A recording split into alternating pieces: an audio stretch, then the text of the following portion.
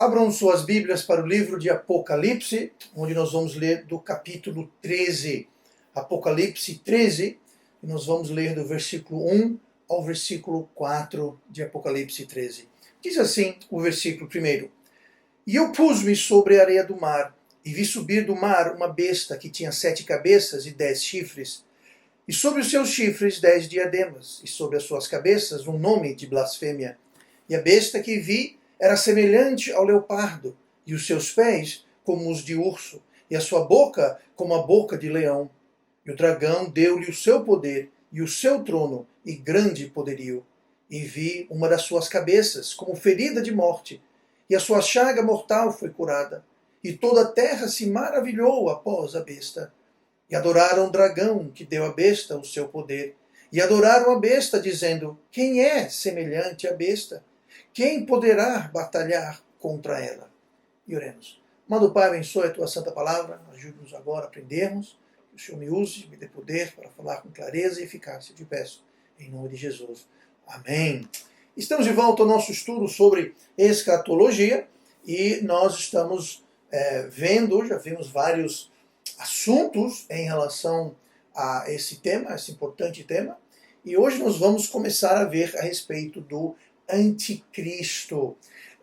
No texto que nós lemos, ele está tratando sobre o anticristo, o qual ele é escrito como uma besta. Ele carrega essa descrição e você pode perceber ao ler o trecho que nós lemos, que essa parte, como outras partes em Apocalipse, do livro de Apocalipse, é muito figurativo, é muito simbólico.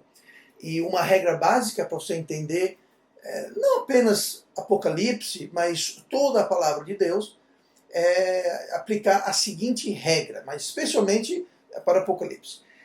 O que é literal, o que é possível ser literal, é literal.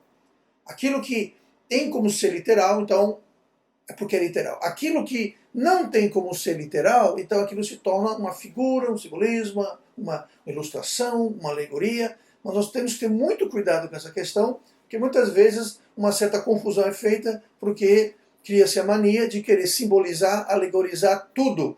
Então qualquer coisa que aconteça, a pessoa corre para dizer que isso é uma simbologia, corre para dizer que aquilo é uma alegoria, simbólico, e aí a gente perde muito da verdade, a gente perde muito do impacto do que Deus está querendo dizer.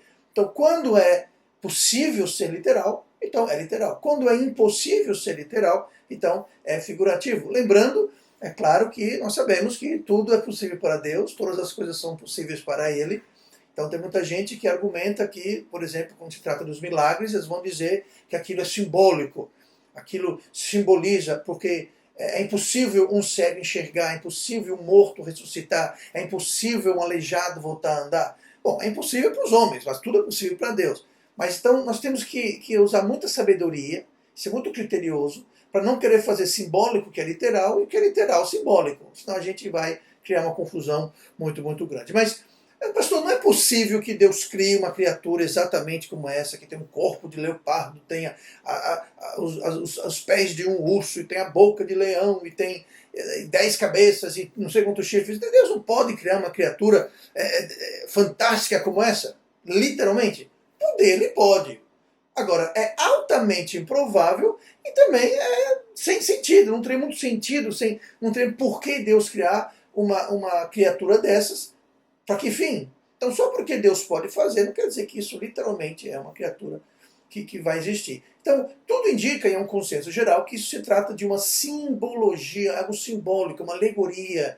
Também é consenso geral que essa besta está se referindo ao anticristo, está falando sobre o anticristo. Então, nós vamos começar a ver, hoje, nas próximas parcelas desse estudo, nós vamos começar a ver o quem é quem nesse período da história da Terra, quem é quem nesse tempo de tribulação.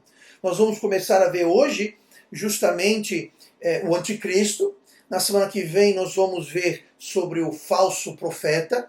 E esses dois são os vilões, junto com o diabo, Satanás, é claro, mas esses são os vilões. Lembrando que Satanás geralmente não aparece ele pessoalmente, sempre agiu se escondendo atrás de alguém. No jardim do Éden ele usou a serpente, ele usa pessoas que ele se apodera, como Judas, vamos ver daqui a pouquinho sobre isso. Então, o diabo sempre se esconde atrás de alguém, atrás de alguma coisa, e aqui não é diferente. Mas quem está por detrás do anticristo, quem está por detrás do falso profeta, como nós lemos o texto e veremos com mais precisão, quem está por detrás do anticristo, do falso profeta, é o diabo, não tem dúvida, é claramente descrito aqui. Aí depois de ver os vilões da história, nós vamos ver os mocinhos da história, que são os 144 mil selados, que são os evangelistas, que operarão nesse tempo também. E nós vamos falar também sobre as duas testemunhas que aparecem no livro de Apocalipse. Talvez você já ouviu falar nessas duas testemunhas, mas nós vamos ver com mais precisão em estudos futuros. Bom, esses são os mocinhos. Então, é muito importante a gente saber quem é quem nesse período, quem é quem nessa história toda, para a gente poder melhor entender e compreender o que está acontecendo e entender e encaixar os eventos de forma correta, de forma clara, que vai nos ajudar a ter uma visão, um panorama preciso do que se trata todo esse período da história da humanidade. Então, sem maiores demoras, vamos abrir nossas Bíblias para 2 Tessalonicenses, onde nós vamos começar a apreciar um pouquinho sobre esse assunto, vamos começar a ver um pouquinho. Eu não vou aqui dizer que estaremos cobrindo tudo o que tem a ser coberto, não estou dizendo que vamos fazer um estudo aprofundado, onde trataremos de todas as nuances e todos os assuntos periféricos e todos os assuntos relacionados sobre o anticristo. Não vamos, isso não é a intenção desse estudo, é apenas dar uma compreensão clara, precisa, um entendimento, eu não vou dizer um entendimento básico, porque não vai ser tão básico assim, mas dar um bom entendimento para a gente saber quem é quem nesse período. E hoje nós vamos começar vendo com o anticristo. Lá em 2 Tessalonicenses, capítulo 2, nós vamos ler os versículos 3 e 4, e são versículos que nós já vimos algumas semanas atrás, que tratam desse tema. E diz assim o versículo 3 do capítulo 2 da primeira carta aos Tessalônicos, perdão, a segunda carta, 2 Tessalonicenses 2:3 fala assim: ninguém de maneira alguma vos engane, porque não será assim, sem que antes venha a apostasia e se manifeste o homem do pecado. Marque bem essa palavra, o homem do pecado, o filho da perdição. Tá? Marque isso, vamos voltar para esse termo, o filho da perdição, daqui a pouquinho. Sem que antes manifeste o homem do pecado, o filho da perdição, o qual se opõe e se levanta contra tudo que se chama Deus ou se adora. Então veja bem, ele não vai apenas se levantar sobre a questão de Deus, contra Deus, Deus Jeová, o Deus Criador, o Deus da Bíblia, mas ele fala aqui tudo que se adora. Então ele vai se levantar, inclusive, até contra falsos deuses, falsas religiões. Ele vai querer concentrar em si não apenas o cristianismo. Eu uso o cristianismo no sentido amplo da coisa, tratando aí da Igreja Católica Romana, das seitas pseudocristãs, das várias ramificações de denominações, igrejas. Eu estou usando o cristianismo assim, bem amplo, tá? Mas ele não vai apenas atacar aquilo que se identifica, mesmo que remotamente e erroneamente com Deus, mas tudo aquilo que se adora. Então qualquer coisa que homens na terra buscam adorar, rendem uma posição de deidade, que dão a ele uma posição de Deus, seja lá um Deus falso, seja lá uma religião falsa, seja lá o que for, o anticristo vai se opor contra isso. Toda espécie de adoração a toda espécie de Deus com D maiúsculo, Deus com D minúsculo, tá? Deuses no caso.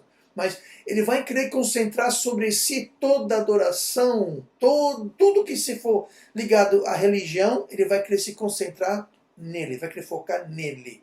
Tá? É isso que está dizendo aqui. O qual se opõe e se levanta contra tudo que se chama Deus ou se adora. Continua. De sorte que se assentará como Deus no templo de Deus, querendo parecer Deus. E aí que vem o termo anticristo. Ele vai querer ser justamente a antítese, o oposto de Cristo, o falso Cristo. Né? E aquele termo que eu falei agora há pouco, o filho da perdição, que nós lemos no capítulo 3, fala o homem do pecado, que é o anticristo. Aí fala o filho da perdição. Esse termo filho da perdição, ele é o personagem principal, nesse período todo, que é o anticristo, ele é a peça-chave.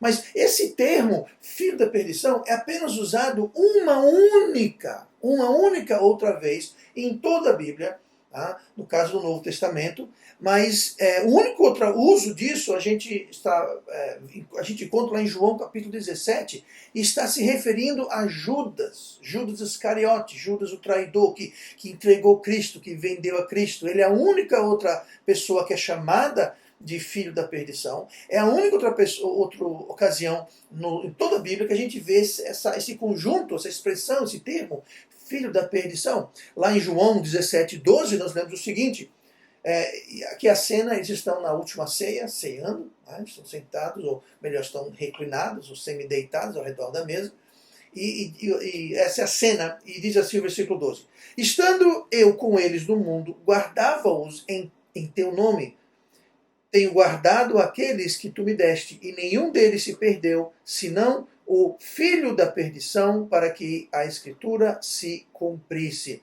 Tá? Uma rápida correção aqui. Nesse momento, Jesus, em João 17, está orando ao Pai. Tá? É a famosa oração que ele faz em prol dos seus seguidores, está orando ao Pai. Então, nessa menção aqui, sobre filho da perdição, não estão reclinando na mesa coisa nenhuma. Você vai perceber isso rapidamente. Mas onde estão reclinando na mesa é quando se fala em João 13:27, né, que diz assim, e após o bocado, que bocado? Se você lê o texto, lê ao redor do texto, o bocado é quando eles perguntaram uns aos outros, Senhor, quem vai trair você? Quem vai trair? E Jesus falou, aquele que eu pegar o bocado de pão, molhar no vinho e der para ele comer, esse vai me trair. Abrindo um parênteses aqui ao tema de hoje, algo que me surpreende muito, é uma cegueira impressionante. Perguntaram ao Senhor, quem vai trair? Jesus falou, quem eu der o bocado que eu molhar no vinho e der para ele, é ele que vai me trair. Jesus fez exatamente isso. Pegou um bocado de pão, molhou no vinho, deu para Judas, e ainda ficaram se perguntando, será que sou eu? Quem será que é? Ou seja, é uma cegueira. Muitas vezes a gente não vê o óbvio que está debaixo do nosso nariz. Mas acontece. Mas então eles estavam reclinados na mesa, lá em João 13, tá? A última ceia, e após o bocado, continuando, entrou nele Satanás. Disse-lhe, pois, Jesus, o que fazes, faz-o depressa. Então, quem foi esse que ele entrou? Quem foi que Jesus deu o bocado? Quem foi que fez e Jesus falou para fazer depressa? Em quem entrou Satanás? É onde que eu quero chegar. Falou que entrou nele Satanás. Quem é esse nele? Esse nele é Judas. Tá? É Judas. Em João 17:12, Jesus se referiu ao Judas, aquele único que ele não guardou, não preservou, aquele que ele manteve salvo. O único que ele não fez isso e o chamou de filho da perdição foi Judas. E aqui está dizendo que Judas foi possuído, entrou nele. Satanás entrou em Judas. Ele estava empoderando, controlando, usando Judas. E não vai ser diferente com o anticristo. O anticristo também, por isso que é usado os dois termos. Filho da perdição é usado falando sobre o anticristo, que vai ser um fantoche, vai ser uma ferramenta, vai ser usado pelo Satanás, pelo próprio Satanás. Igualmente Judas também foi um fantoche, foi usado, foi possuído, podemos dizer assim, por Satanás, e ambos para fazer duas coisas muito terríveis, mas centrais a todo o plano de Deus. Um foi a venda, a traição de Cristo, e a outra vai ser o controle do mundo através de Satanás, por meio deste homem, o anticristo. Então, ambos, Judas quanto o anticristo, eles são empoderados, eles são usados, e existe essa ligação direta com Satanás, e tanto com um quanto com o outro. Isso se alinha perfeitamente com o que a gente viu que no nosso texto Apocalipse 13, que o anticristo vai ser empoderado pelo dragão, que a gente lê no versículo 2 e no versículo 4. Lá no versículo 2, um pouquinho depois do começo, fala, e o dragão deu-lhe o seu poder. Deu-lhe a quem? Ao anticristo. Tá? Então o dragão, que aqui simboliza o diabo, que é o próprio Satanás, e o dragão deu-lhe o poder e o seu trono e grande poderio.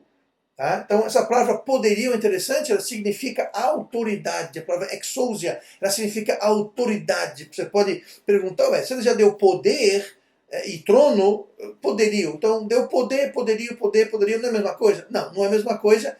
no português ficou parecido, mas em outros lugares no Novo Testamento, essa palavra poder significa autoridade. Tá? E essa palavra é autoridade. Então ele teve poder, ele teve o trono, que também simboliza poder, foi dado a posição para ele, o trono, e foi dado também para ele autoridade, poderio, exousia. Trono é tronos, que é uma transliteração direta, e o poder é a palavra que vem de dinamos, de dinâmica, tá? De poder, para fazer acontecer. Mas, enfim, quem deu o poder, o trono e a autoridade para o anticristo, ou quem dará, no caso, estamos falando sobre eventos futuros, obviamente, mas a fonte do poder do anticristo vai ser o dragão, que é o diabo.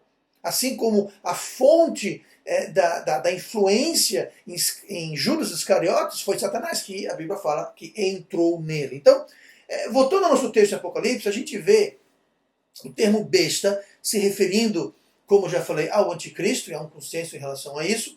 Mas é interessante que nesses 4 versículos, a palavra besta, ela ocorre nada menos que 6 vezes em apenas 4 versículos. E essa palavra besta é uma palavra que é tradução de uma palavra grega chamada palavra therion. A palavra therion significa animal perigoso, um animal perigoso. Tá?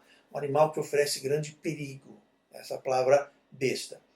Essa palavra therion é derivado, tá? Ela vem de uma outra palavra base grega, que é a palavra thera. Então, therion, que significa, é traduzido aqui besta, traduzido como besta, ela vem de thera. E a palavra thera, ela significa armadilha, caça, destruição, algo nessa área. Tá? Não tem uma tradução direta para o português, mas ela é uma palavra que implica essas coisas, ela implica armadilha, ela implica a caça, ela implica destruição, como numa caça, que você caça um animal. Então, quando fala therion de besta, justamente fazendo uma referência ao perigo que é causado, representa o perigo. Para dar um exemplo disso, do que se trata, outro uso da palavra therion, que em Apocalipse 13 é traduzido como besta, a gente encontra lá em Atos 28. Atos 28, Paulo foi naufragado com o navio que estava levando ele para Roma, depois de ser preso, e estavam numa ilha, e nessa ilha fizeram uma fogueira para aquecer todo mundo, e aquela coisa toda. E Paulo, então, foi atacado, foi mordido por uma serpente, por uma víbora. Diz assim, Atos 28, 5. Tá? Mas, sacudindo ele a víbora no fogo, não sofreu nenhum mal.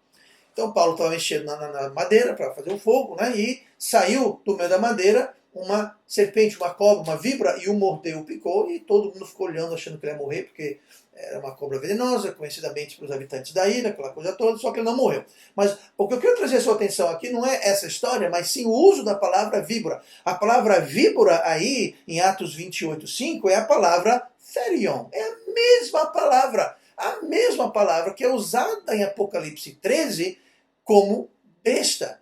Tá? Então é víbora em Atos 28 e é besta em Apocalipse 13, mas a palavra em português é diferente, besta e víbora, mas na palavra que você encontra aqui, Paulo não usou nada, foi Lucas que escreveu Atos, a palavra que Lucas usou em Atos, a palavra que o apóstolo João usou em Apocalipse, são é a mesma palavra, sério, é besta. E isso reflete justamente o anticristo, reflete a imagem dele, denota, entre outras coisas, sobre o anticristo, essa besta que nós lemos, sobre o perigo que ele apresenta, o perigo para o mundo, o perigo para a humanidade, que ele representa com tudo aquilo que ele vai vir a fazer. Representa também a destruição que ele vai trazer, lembrando que víbora vem de uma em grego, therion vem de theros, vem de thera, que significa perigo, armadilha, caça, destruição. Então, isso é refletido nas ações, nas intenções do anticristo.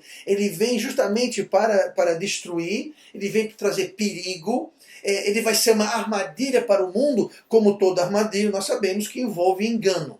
Tá? Você não vai fazer uma armadilha e colocar uma placa assim na linguagem do animal dizendo, aqui tem uma armadilha. Não, uma armadilha você vai camuflar, você vai tapear. A vítima da armadilha não sabia que ali tinha uma armadilha. Se soubesse, não tinha caído na dita armadilha. Então, o uso dessa palavra besta implica todas essas características, todas essas nuances do ministério, se podemos usar o termo ministério, mas do trabalho e dos resultados que a besta, o anticristo, vai trazer sobre a terra. Vai trazer destruição, vai trazer engano, vai trazer grande perigo. E por isso que ele é chamado de uma besta. É um animal perigoso. Imagine você, um leão feroz, e inclusive o diabo é comparado, né, descrito nas cartas por Paulo, inclusive como um leão, né, que brama, que ruge. Mas você imagine um leão, você imagine um tigre, você imagine uma cobra venenosa, você imagina o animal mais perigoso que você possa pensar, o animal mais medonho, mais terrível que você possa imaginar. Pois é, não se compara, não chega perto do perigo e da destruição e o que o anticristo, que essa besta, vai trazer e vai ser sobre a terra. Então é um termo bastante apropriado e tem essas funções. Mas isso tudo reflete o que o anticristo vai fazer. E quando o anticristo vier, essa besta, a Bíblia fala que está saindo do mar, nós falaremos um pouquinho mais sobre o que quer dizer sair do mar, tudo isso é uma simbologia. Quando uma vez sobre o profeta, vai dizer que o profeta saiu da terra, mas a besta saiu do mar. Aí você pergunta, mas por que da terra e do mar? Uma coisa eu te digo, não é por acaso, tem um sentido. Quando fala sobre mar, aqui em outros lugares da Bíblia, esse mar significa o mundo, não o mundo no sentido de um mundo físico, mas está falando que vai sair de entre os povos, entre a população do mundo, vai ser entre os habitantes da terra, tá? No sentido que vai sair, vai ser alguém que está na terra, tá? Não vai ser alguém que vai vir do céu, vai cair do céu, vai sair de debaixo da terra, não é isso. Ele vai sair das pessoas, a população terrena. A gente pode usar esse pensamento, mas quando o anticristo iniciar o seu reinado, e ele vai iniciar, e vai ser um reinado, então ele vai trazer, tá? E tudo se encaixa com perigo, enganação, armadilha e destruição. Quando ele começar o seu reinado, ele vai trazer soluções fantásticas para os problemas do mundo, os problemas políticos, os problemas econômicos financeiros, os problemas religiosos. Tá? Ele vai completamente resolver todos os problemas do mundo. Ele vai trazer solução para tudo. Isso vai encantar todo mundo, os líderes especialmente. Então, ele vai trazer soluções fantásticas, soluções que as pessoas vão dizer, mas por que ninguém pensou nisso antes? Mas por que ninguém fez isso? Então vão ser soluções fantásticas, provavelmente revolucionárias, diferentes. Tudo faz parte do plano dele. Ele não está visando o bem do mundo. Ele não quer resolver os problemas financeiros, econômicos, políticos do mundo para o bem da humanidade. Não, é engano, é armadilha. Tá? Mas ele vai trazer soluções fantásticas, ele vai aos poucos ganhar a simpatia e até o apoio do mundo, das pessoas e dos líderes mundial. Nós vamos ver em estudos futuros que o anticristo não vai tomar o poder, ele não vai se apoderar do poder, poder ser-lhe-á dado, ele vai receber o poder, tá? Não vai tomar. E ele vai começar então a ganhar o encantamento das pessoas, a simpatia das pessoas do mundo como todos os líderes, e ele vai também aos poucos, ele vai então adquirindo, e ele vai acumulando autoridade, poder e influência. Ele vai começar, já vai ser dado poder a ele, mas esse poder vai ser aumentado e consolidado através dos resultados e as soluções que ele vai trazer dos problemas para o mundo, por um tempo. Então isso vai encantar, vai maravilhar as pessoas de modo geral. E ele vai aos poucos também implantar o seu domínio total. Esse é o alvo dele. Aos poucos ele vai consolidar e acumular, até chegar a um ponto que ele está totalmente dominando, controlando tudo. E todos os aspectos da vida na terra. A gente vê isso no Apocalipse 13, que nós lemos, no versículo 4, que ao ponto que as pessoas vão dizer, quem é semelhante à besta? Eu vou dizer, quem é alguém que resolve os problemas, domina tudo, manda em tudo, é o rei do mundo, manda em todo mundo, faz tudo. Quem é semelhante a ele? Ele vai ter poder inclusive poder militar, vai tudo ser consolidado nele. E note que fala no versículo 4, e adorarão a besta, dizendo, quem é semelhante a ele? Aí continua, quem poderá batalhar contra ela? Então as pessoas vão se sentir totalmente impotentes, de mãos amarradas. Vão dizer, quem é semelhante ao anticristo? Quem é semelhante a ele? E quem vai vencer? Quem vai ganhar ele? Como é que alguém vai derrubar ele? Quem vai tirar ele do poder? Quem vai vencer ele? E a verdade, ninguém vai. Porque ele terá consolidado o poder e a autoridade de tal forma que é ele ou é ele. É tudo ele, do jeito dele, ele controla e manda em tudo e em todos. Porém, na metade da tribulação, a máscara dele vai cair. Ele vai tirar, não é que vai cair, ele vai tirar a máscara. Na metade da tribulação, todo esse encanto, tá? Essas benesses que ele vai trazer com outros motivos, lembrando que não vai ser só festa, o mundo vai ter muitos problemas. Tá? Como nós já vimos no ano passado, o próprio arrebatamento vai desencadear uma série de problemas seríssimos, crises que são incomparáveis e ímpares na história do mundo. Mas, além disso, haverá outras coisas acontecendo, falaremos mais tarde sobre isso, mas a questão é que o mundo vai estar cheio de problema e ele vai estar resolvendo o problema, trazendo solução, amenizando a coisa, ou tentando amenizar, né? Mas trazendo soluções, e todo mundo vai ver ele como um benfeitor, como alguém bonzinho. Não todo mundo, mas uma grande parte do mundo vai, inclusive os líderes, como eu acabei de falar. Mas olhe comigo em Apocalipse 13, a gente leu do 1 ao 4. Olhe comigo no versículo 5, que diz assim: E foi-lhe dada uma boca para proferir grandes coisas e blasfêmias, e deu-se-lhe poder para agir por 42 meses. Tá? Então, veja bem, primeira coisa, o que é 42 meses? Bom, se eu pegar 42 meses e você dividir por 12 meses, você vai ter o quê? 3 anos e meio, que é justamente a metade da tribulação. É justamente esses 3 anos e meio, esses 42 meses, que vai ser a diferença entre a tribulação e o que vem depois, que é chamada a grande tribulação. Não que a tribulação vai ser um piquenique, não vai ser um piquenique de forma alguma, mas a segunda metade, o que era ruim, vai ficar pior. Porque vai ser a grande tribulação. E é justamente nesse 3 anos e meio, no meio dessa a semana, lembrando as semanas de Daniel, que nós mencionamos e provavelmente vamos voltar a falar, no meio dessa última semana, que é a última semana das 70 semanas de Daniel, nessa última semana, são semanas de anos, na última semana, que é esse tempo de tribulação, tá? que é entre o arrebatamento e a segunda volta de Cristo, tá? No meio dessa semana, 42 meses, 3 anos e meio, é quando ele vai tirar a máscara. Quando essa pose de bonzinho dele vai cair. Tá? E, como diz aqui, foi dada uma boca para proferir grandes coisas e blasfêmias. Então, ele vai falar sobre uma boca para falar sobre essas duas coisas. São duas categorias. Eu quero que você preste atenção. Tá? Tudo na Bíblia tem um propósito. Tá? Tudo tem um porquê. A gente às vezes lê, passa batido e acha que blasfêmias e grandes coisas é a mesma coisa. Não é a mesma coisa. Tá? Se fosse, não falava. Tem um motivo. Primeira categoria, que são resultado, eu diria que é causa e efeito. Tá? Ele fala essas coisas para obter poder, e quanto mais poder ele obtém, mais ele fala nessas coisas. Por quê? Porque num time que se ganha, você não mexe. A tática dele vai funcionar, então ele vai persistir naquela tática. Então ele vai falar blasfêmias, ele vai falar grandes coisas, e isso vai ganhar mais prestígio, autoridade, poder, a adulação e adoração do povo. E quando e ao passo que ele recebe isso, essa adulação e prestígio e poder do mundo como um todo, então ele vai falar mais blasfêmias e mais grandes coisas. Mas o que seriam então essas duas categorias, blasfêmias e grandes coisas? Bom, blasfêmias é claro, blasfêmia é alguma coisa contra Deus. Tá? E entenda isso, hoje, sem anticristo, sem nada disso, hoje, o mundo como um todo, o mundo de modo geral, a cultura, as pessoas, de modo geral, a grande maioria dos líderes, tá? Com algumas exceções, como atualmente o presidente Bolsonaro, o presidente Trump, que declaradamente, abertamente, se dizem ser cristãos e defendem, aplaudem o cristianismo, os valores cristãos.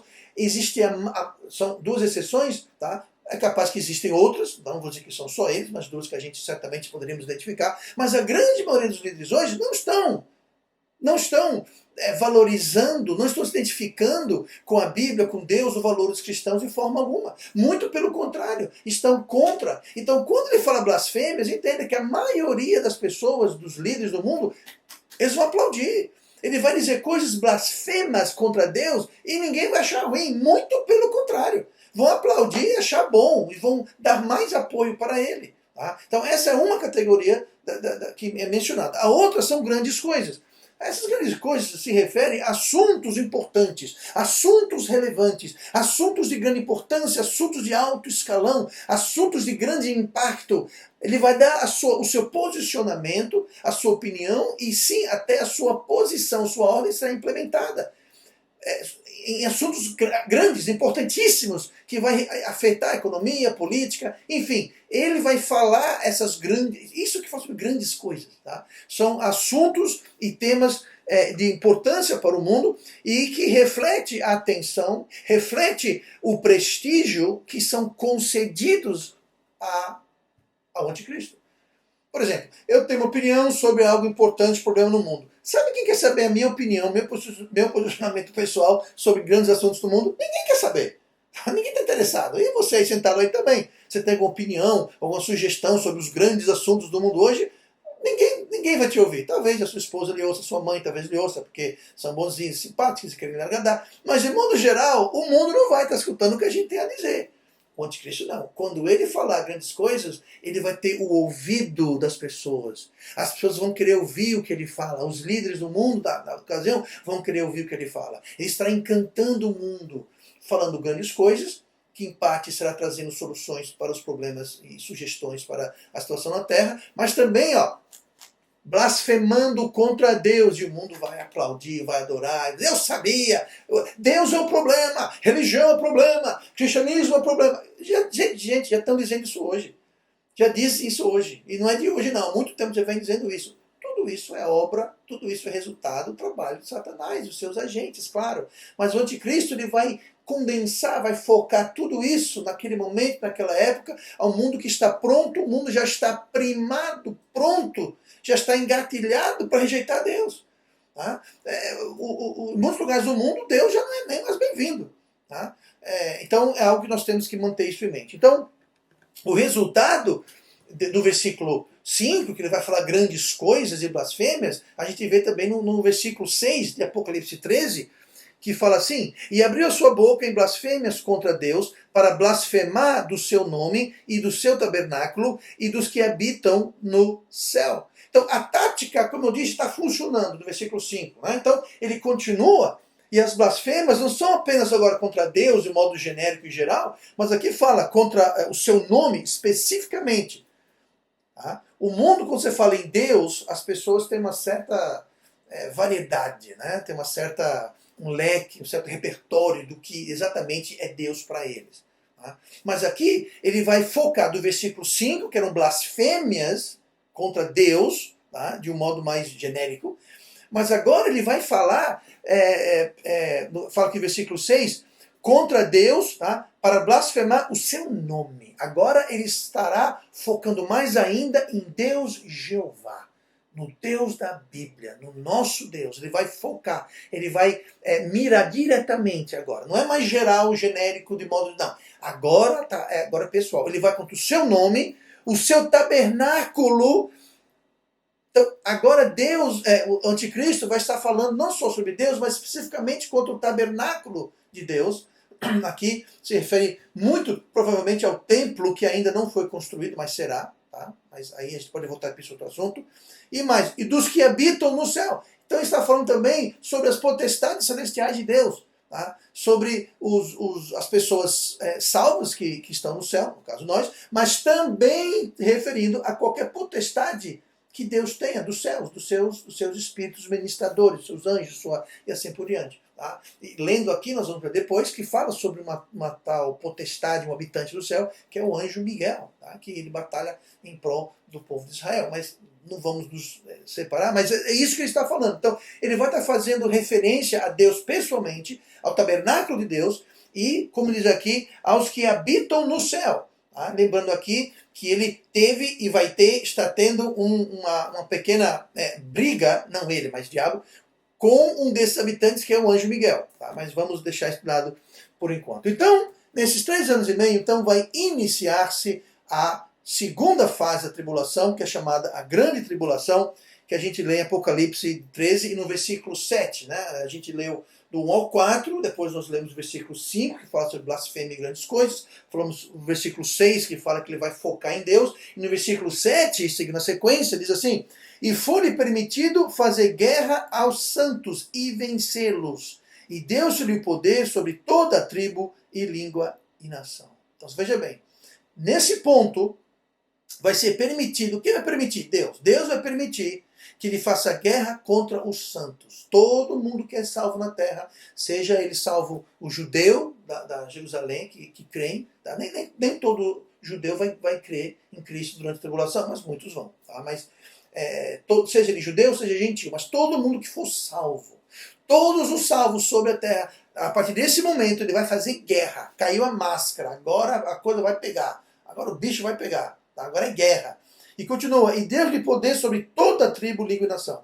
Você entendeu isso? A partir desse ponto, da grande tribulação, até então, ele tinha um poder sobre grande parte do mundo, mas não o poder total e o poder sobre toda a terra. Não tinha. Mas a partir desse momento, ele vai ter o poder sobre toda a tribo, toda a língua e toda a nação. Ele vai ter consolidado perfeitamente, 100%, o seu controle, onde ele vai poder ter poder. Ele vai poder reinar, controlar todos os países, toda a tribo, toda a língua, tudo.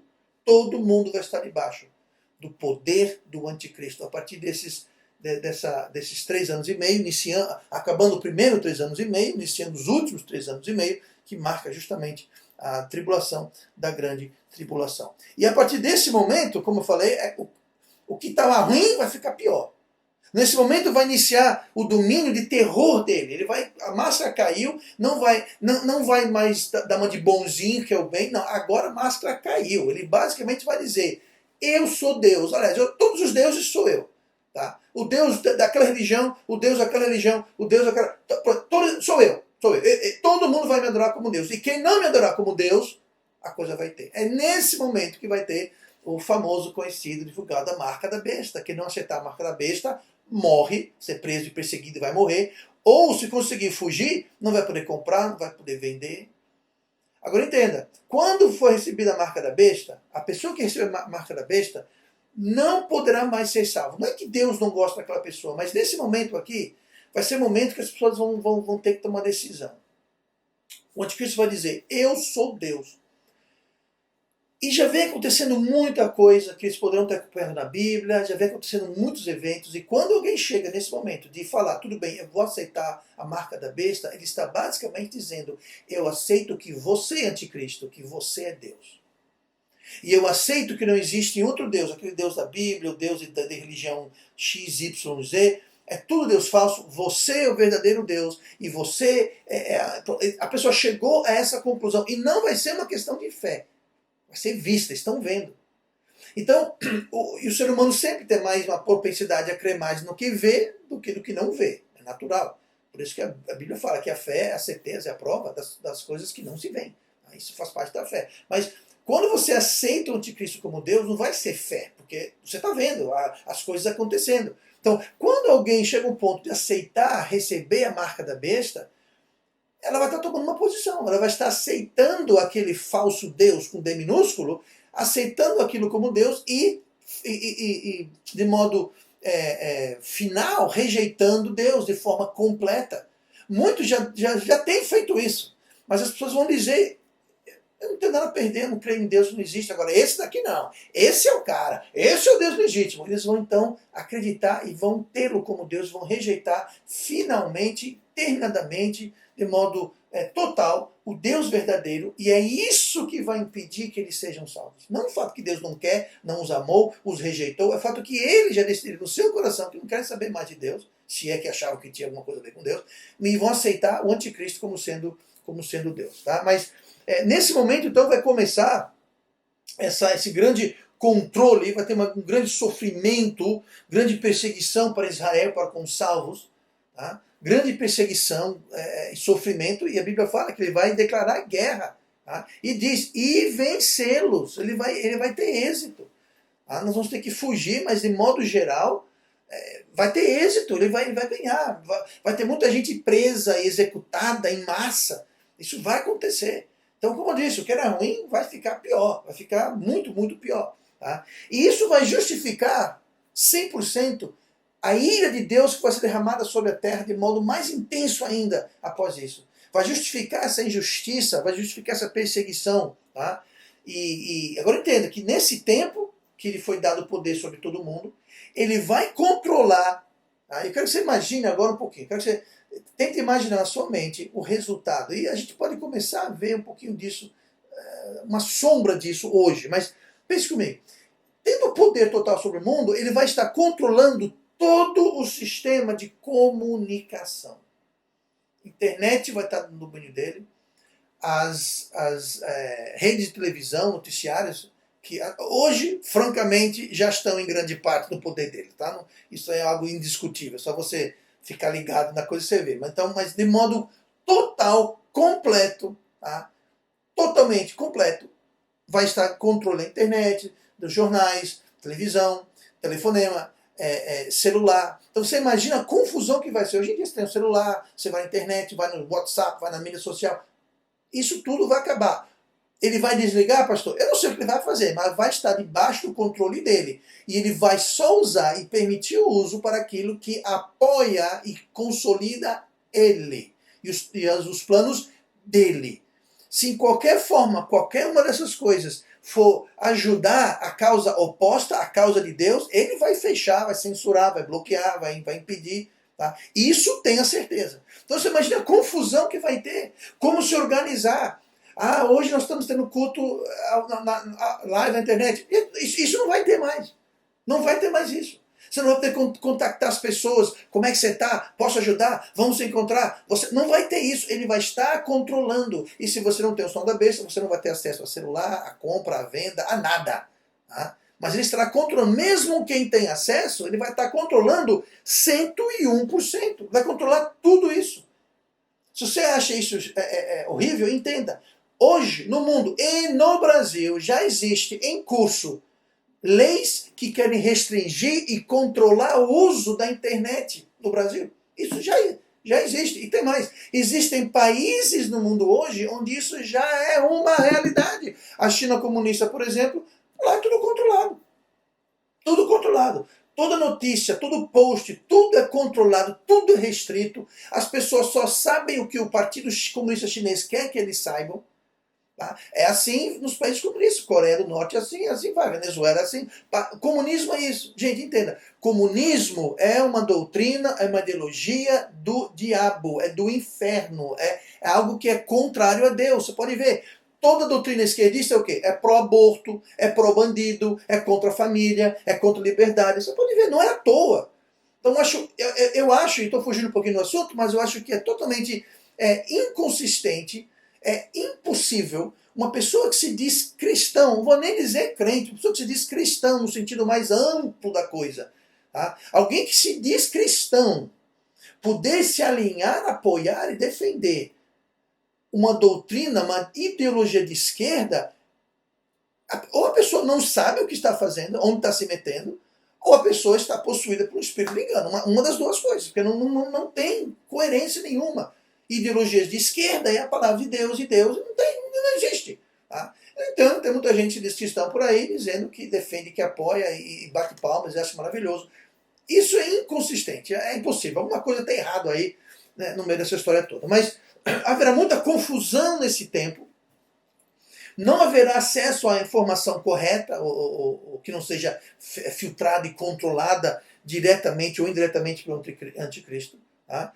E outra coisa, isso já temos hoje. Existem certas emissoras de televisão, não vou mencionar nomes de Globo, eu não vou ser direto, mas não só no Brasil, mas no mundo inteiro, onde a informação é totalmente com viés, é totalmente guinada para os interesses das pessoas que estão por trás daquilo. Tá?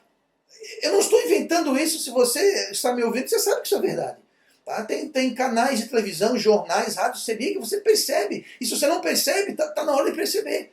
Que é dada notícia totalmente filtrada e controlada e produzida não para informar, mas para controlar, para formar sua mente, para induzir você a pensar de certo modo. Pois é, isso já existe no mundo hoje. Você imagina quando o anticristo estiver no poder. Isso que ocorre hoje, que é revoltante, na minha opinião, a gente vai ter saudade. A gente não, porque a gente não vai estar aqui. Se é salvo, você não vai estar aqui. Mas o mundo vai ter saudade. Vai ter saudade daquela época. Por quê? Porque a coisa vai estar muito feia, muito complicada, vai estar muito pior do que existe. Então, muita coisa estará acontecendo, muita coisa está acontecendo hoje no mundo em preparo para a chegada do anticristo. O mundo já está sendo maleado, já está sendo formado, sistemas estão sendo colocados em lugar, justamente para preparar a subida ao palco central do mundo do anticristo. Essas coisas já estão acontecendo, não é de hoje. É verdade que nos últimos meses, com essa tal pandemia que cá entre nós, o vírus existe, mas a pandemia, a crise foi totalmente fabricada. Tá? Exemplo disso, já tivemos outros vírus tão nocivos quanto e ninguém nem piscou. Tá?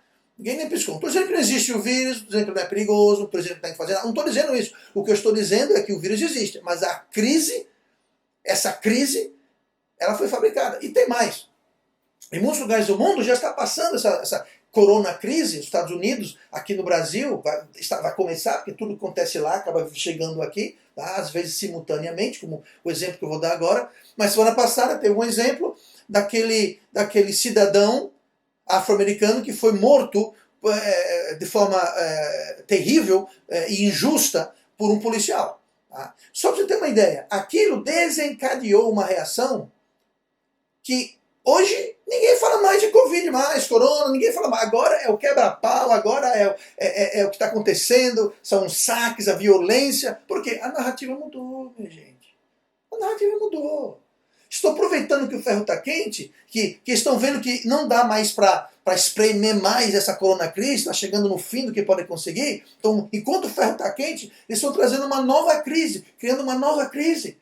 Tá? E você não vai ver isso, mas existem evidências que aquele ataque naquele cidadão que foi morto, que aquilo pode ter sido, não estou dizendo que foi, mas existem indícios que aquilo foi talvez forjado.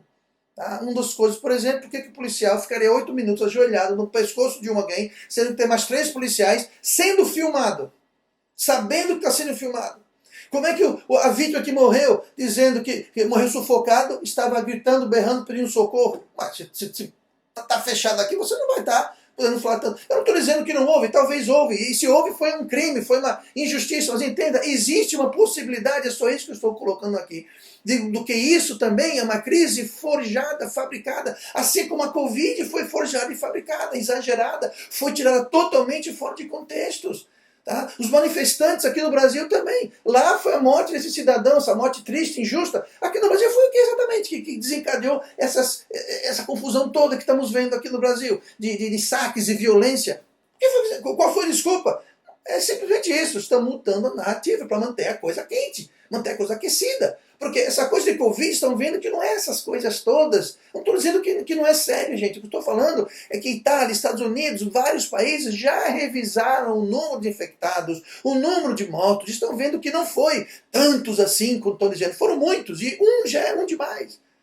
Mas eu quero que você entenda que já é um exemplo de como a circunstância do mundo ela é manipulada e como as pessoas são enganadas e levadas a crer e se comportar e seguir um certo comportamento baseado no controle que já existe. E o anticristo nem está no poder.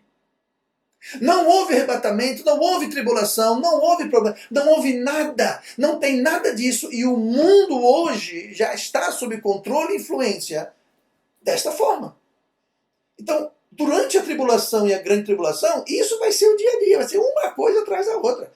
Vai ser narrativas constantes, desculpas, para explicar o arrebatamento, explicar o que está acontecendo no mundo. Eles vão sair com cada história e todo mundo vai acreditar do mesmo jeito que estão acreditando hoje. O mundo hoje. E outra coisa, se você não percebeu o que está acontecendo, esse preparo do mundo, se você ainda não percebeu, está na hora de você abrir os olhos e perceber. O mundo já há algum tempo, há muitos anos, e agora mais ainda que se aproxima a data, e os acontecimentos mundiais dos últimos meses mostram isso claramente, o mundo está sendo preparado e moldado para a chegada do anticristo. Ele nem chegou e não está no poder, não tem poder, autoridade nenhuma. E olha a bagunça que está o mundo devido ao preparo para a sua vinda. Devido ao preparo para a sua vinda. Você imagina quando ele vier. Você imagina quando ele subir ao poder. Você imagina quando ele estiver reinando. E você imagina depois de 3 anos e meio, quando ele deter poder absoluto sobre toda a tribo, nação e língua. Aí você vai ter uma ideia do que está acontecendo.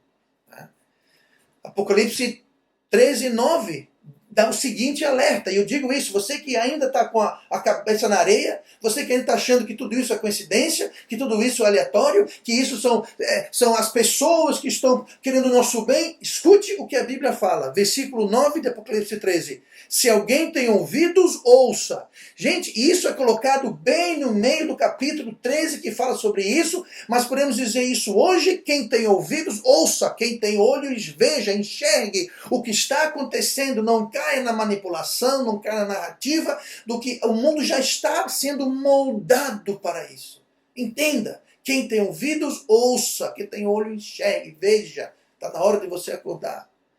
O mundo hoje e as pessoas estão sim sendo condicionadas e aclimatizadas a uma série de comportamentos, uma série de coisas. Por exemplo, restrição. Não pode ir para a praia, não pode ir para o parque, não pode ir para a praia, não pode sair na rua, não pode andar de bicicleta, não pode sair sem máscara, não pode ficar na rua, tem que ficar dentro de casa trancado.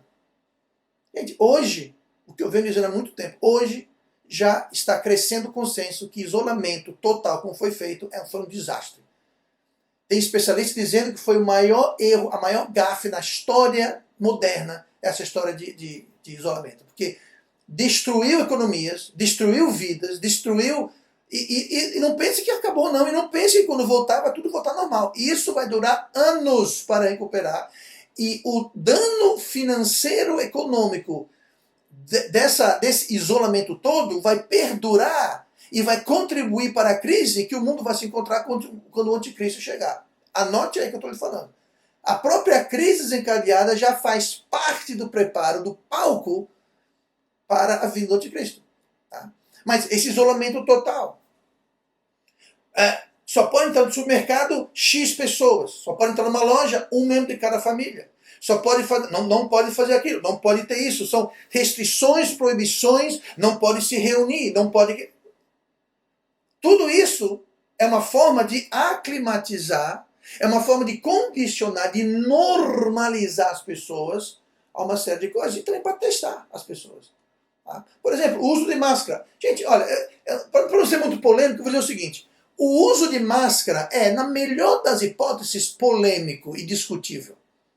Tá? Quem diga que causa mais dano do que benefícios. Mas veja bem, hoje, vou dar um exemplo. Aqui perto de casa, semana passada, aqui no ponto de ônibus, uma pessoa espirrou no ponto de ônibus. Não foi que espirrou em cima de alguém, ele estava afastado, espirrou. Pois ele foi espancado pelas pessoas ao seu redor. Espancado porque espirrou. Antigamente, alguém espirrava, você dizia o quê? Saúde.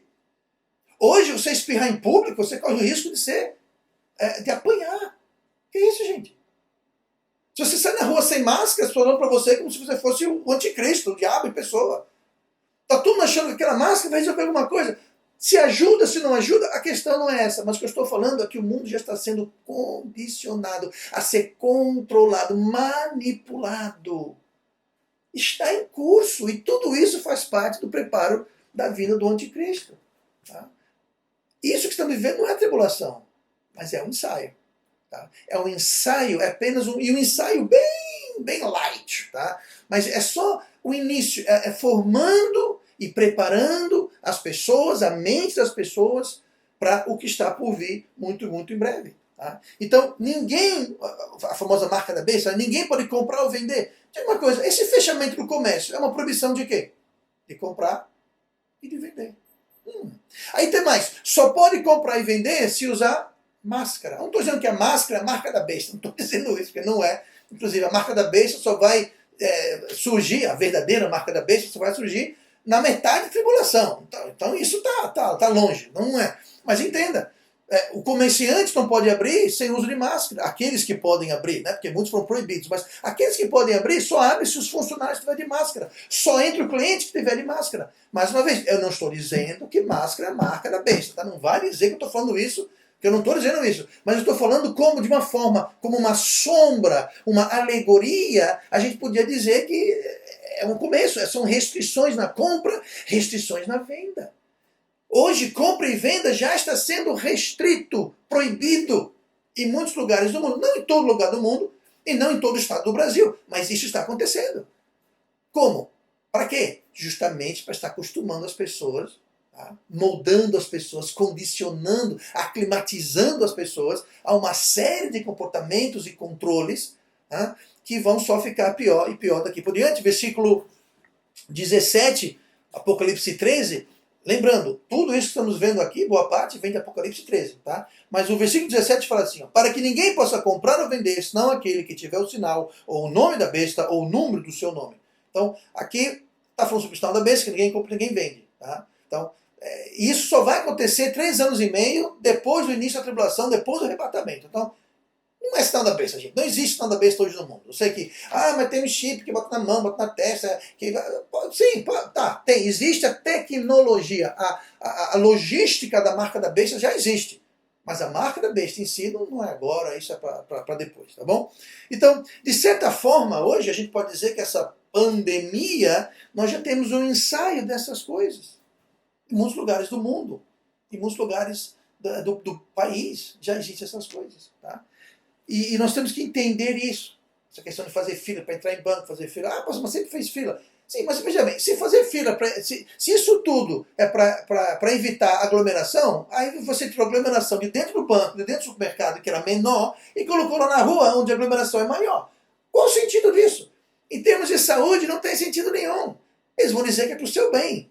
Vão dizer que estamos pensando no seu bem. Mas não estamos pensando no seu bem. São Paulo, começaram o rodízio de carro, todo mundo tomando onda, aí lotou mais os ônibus, mais os trens do metrô. Para quê? Para evitar aglomeração? Não. Então você veja que são coisas que não fazem sentido, mas as pessoas são forçadas, são obrigadas a fazer isso. Então já está acostumando as pessoas com essas restrições e manipulações todas. Tá?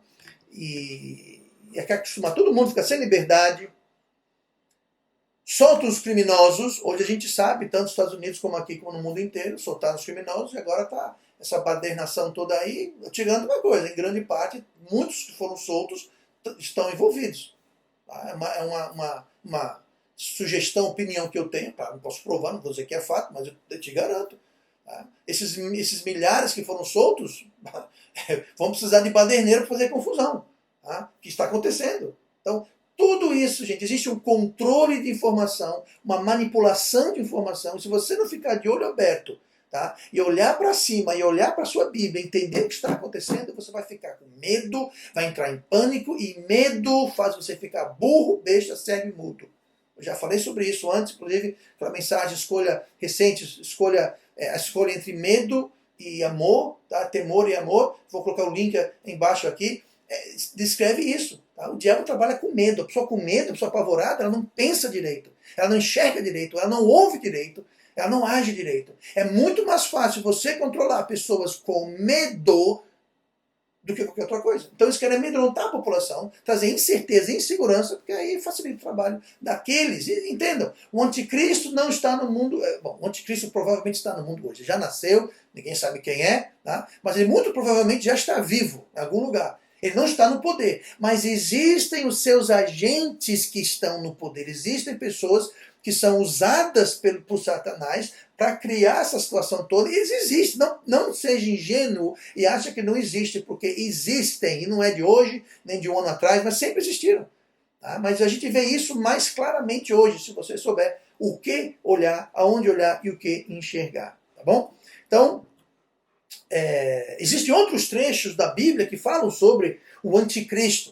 O profeta Ezequiel tem várias referências, em especial o profeta Daniel tem também muitas referências que tratam do anticristo especificamente. Tá? Não vamos nos deter nelas, mas você pode fazer um estudo, uma leitura nesses profetas.